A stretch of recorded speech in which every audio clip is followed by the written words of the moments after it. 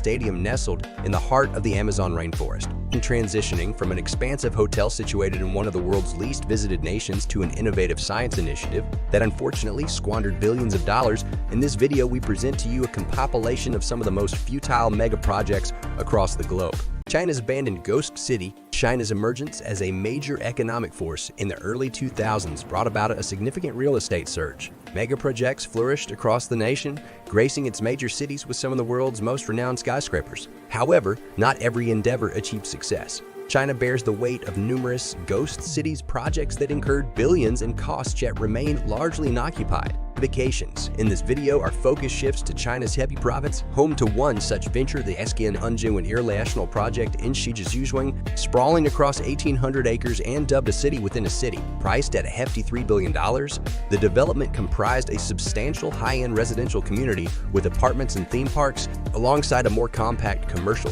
hub featuring shopping complexes and skyscrapers. Positioned conveniently near a high-speed train stop and underground metro stations, the project's location differed from some isolated ventures we've explored in previous episodes. However, despite the promising start, the colossal project found itself abandoned with minimal occupancy. The initial announcement generated excitement, and 700 housing units were swiftly sold. Yet, in 2014, construction abruptly halted as the real estate company overseeing the project became the subject of a local authority investigation. By 2017, corruption charges were substantiated, leading to the imprisonment of the primary developer. Consequently, property values plummeted, and the company faced bankruptcy. Thousands of homeowners were left unable to occupy their residences as the government confiscated the project. To this day, the unfinished development lies dormant, and the completed sections are gradually deteriorating. Oddly, the sounds of traffic resonate just beyond the district's borders, but within it presents an image of a ghost town frequented only by stray animals. The Esquian International Project has transformed into more of a tourist attraction than a residential development, drawing bloggers and YouTubers captivated by its massive abandoned expanse and eager to recount its tale. There is no official indication of a project resumption, signaling that this $3 billion mega project may solely be explored by intrepid adventurers. The world's emptiest airport, AbandonedAirport, in 2009, Sri Lanka, emerging from a devastating civil war, sought to jumpstart its economy under the leadership of President Mahinda Rajapaksa. At that time, the country's primary city, Colombo, housed the sole international airport. However, President Rajapaksa envisioned a second commercial hub in the Hambantota region, 250 kilometers away from the former capital. This area was undergoing a construction boom, with China as a key partner investing billions in infrastructure projects, including a new seaport. The ambitious plan included the construction of Sri Lanka's second international airport in the small town of Matala near Hambantota. Despite a government agency advising against it and recommending the extension of the international airport in Colombo, the government proceeded with the plan. Construction commenced in November 2009, and within just over 3 years, the Matala Rajapaksa International Airport was completed and officially inaugurated in March 2013. The total project cost amounted to $210 million, with $190 million secured as a loan from China. On paper, the airport appeared modern and capable, designed to accommodate up to 1 million passengers annually, featuring a 35-meter-tall air traffic control tower. Its strategic proximity to Sri Lanka's tourist attractions added to the optimism surrounding its opening. However, reality did not align with the government's expectations. Several issues plagued the airport, the foremost being its geographical location, a small city with a population of 20,000, a significant portion living below the poverty line, resulting in minimal local demand. Despite its closeness to tourist destinations, inadequate transportation infrastructure made it less appealing to travelers. In 2014, the airport saw 3,000 flights serving 50,000 passengers, significantly below its design capacity.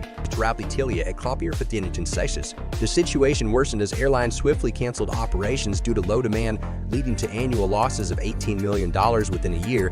Even Sri Lanka's state airlines ceased flights after Rajapaksa's electoral defeat in early 2015. With dwindling traffic, the airport became a haven for wild animals, prompting the deployment of 300 soldiers to chase them away.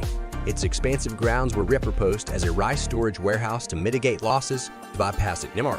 By 2016, Forbes dubbed Matala Rajapaksa International Airport the world's emptiest airport. In 2018, it was entirely abandoned when Dubai, the sole remaining airline, ceased operations. Critics argue that the project was economically unviable from its inception, asserting it was developed primarily due to Hambantota being the former president's home region.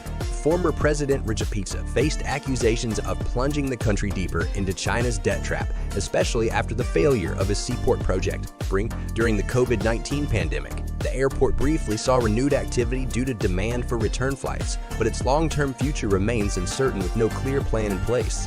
The world's most ineffectual hotel. Next on our roster is the world's tallest unoccupied structure, widely recognized as North Korea's Tower of Doom. North Korea, notorious for its secretive policies and strict control over interactions between locals and foreigners, isn't exactly a top destination for tourists. However, this reluctance wasn't always the norm. Crashes in the 1980s, fueled by its rivalry with South Korea, North Korea envisioned hosting thousands of foreign visitors in what was planned to be the world's tallest hotel. South Korea, backed by the United States, had secured the hosting rights for the 1988 Olympics, and a South Korean state firm had recently completed the world's tallest hotel in Singapore. Not to be outdone, North Korea secured the hosting rights for the 1989 World Festival of Youth. In 1990, ground was broken for a distinctive pyramid-shaped hotel in Pyongyang, the capital, the Ryugyong Hotel, standing at 330 meters, aimed to surpass South Korea's tallest hotel at the time. It was originally intended to open on the eve of the festival. Construction delays due to engineering challenges meant the hotel remained incomplete. Surprisingly, the Ryugyong Hotel still stands unfinished to this day. The structure reached its full height in 1992, but financial troubles ensued as the Soviet Union, the project's original backer, had dissolved by then. With no financial support, the project came to a halt for 16 years.